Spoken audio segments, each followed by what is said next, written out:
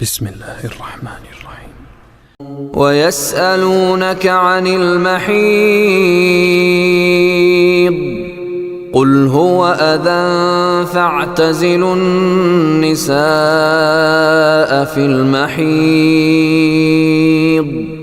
ولا تقربوهن حتى يطهرن فإذا تطهرن فأتوهن من حيث أمركم الله إن الله يحب التوابين ويحب المتطهرين. نساؤكم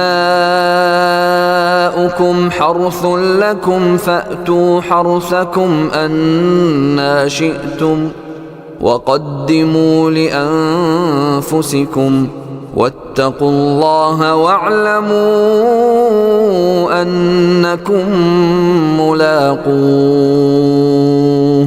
وبشر المؤمنين.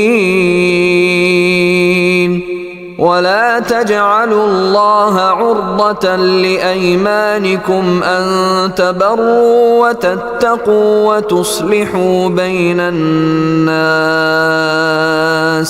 والله سميع عليم.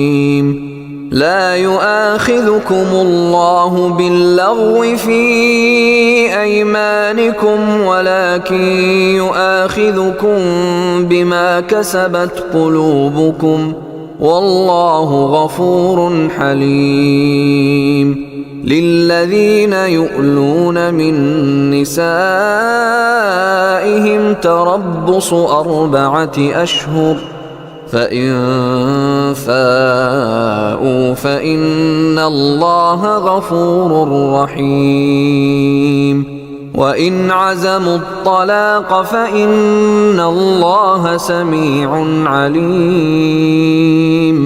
والمطلقات يتربصن بأنفسهن 3 قروء ولا يحل لهن أن يكتمن ما خلق الله في أرحامهن إن كن يؤمن بالله واليوم الآخر وبعولتهن أحق بردهن في ذلك إن أرادوا إصلاحا ولهن مثل الذي عليهن بالمعروف